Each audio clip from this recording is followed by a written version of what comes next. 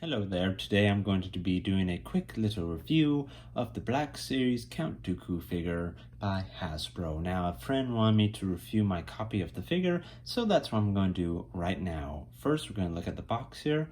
Here's the box with the beautiful artwork of Mr. Count Dooku himself. Beautiful looking portrait there of Christopher Lee. And then if you look on the back, you get the same picture as of the front right there of Christopher Lee / Count Dooku. And also too, a more detailed description of the character in different languages right here. So now let's take a look at the figure himself, shall we? And here's the figure of Count Dooku, which looks very beautiful. Now this is based off of his episode 3 look in Revenge of the Sith. In episode 2, his tunic was a dark black and his pants were a dark light brown. But in episode 3, they decided to change his costume to make it all of a nice dark brown. And as you see right there, it is a nice dark brown. Now lots of people are thinking this is supposed to be his episode 2 look, but no, they decided to go for his episode 3 look. But if you want the episode 2 look, it can easily be repainted, and you can't really tell the difference with the costume because it's basically the same costume, it's just a different color change, really. So now, let's go into more of a detailed look at this wonderful, beautiful figure of Darth Tyrannus.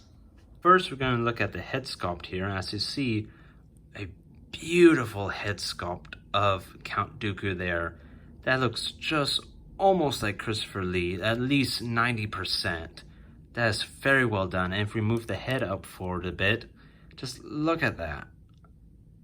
You can definitely tell that is Christopher Lee by a long shot. Maybe a little bit fatter, but that's all right. He was a little, round in the face just a little bit in episode 3, But yeah, that looks wonderful. Now, I will admit the hair could use a little bit more of a wash, as you see back there.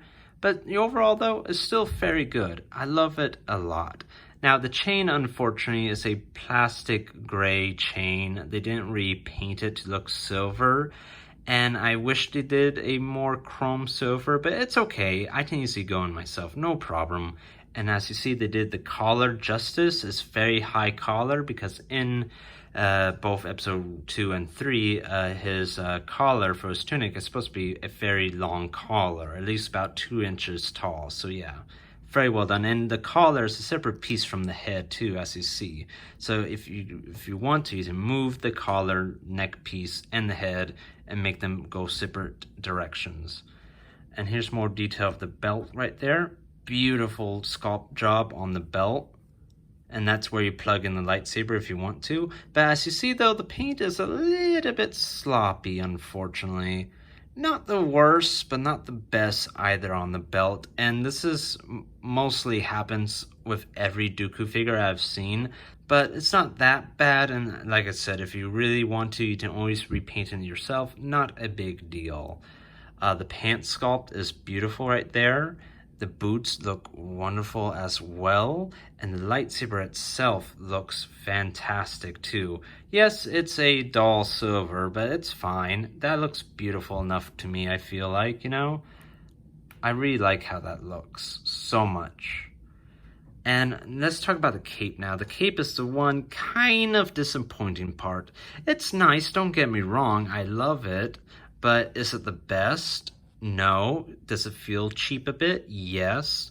But does it drape well on him? Yes. I think it drapes perfectly nice with Dooku. Would I have preferred a more plastic cape to get more of his details on the top parts of his shoulders? Yes, I would have loved that, but I'm not too, what's the word I'm looking for, upset with what they did with the cape. Could they have done it differently? I think so, but if you want to, you can go ahead and buy a custom cape.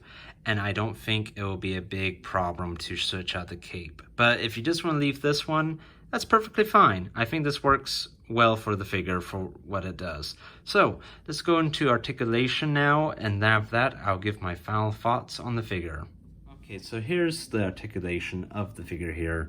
Of course, the head can go this way, that way, up and down. And then the chest as well can tilt about that much, go back about that much right there. And of course goes side to side, which is great. And the arms are pretty good. You got a nice upward movement right there. And then it has a butterfly joint as well, so you can get these nice, beautiful arm movements there. The elbows do bend pretty well. Mine are a little bit loose, just a little bit, but nothing too bad. And of course, to the hands swivel, then go in and out as well, so that's nice.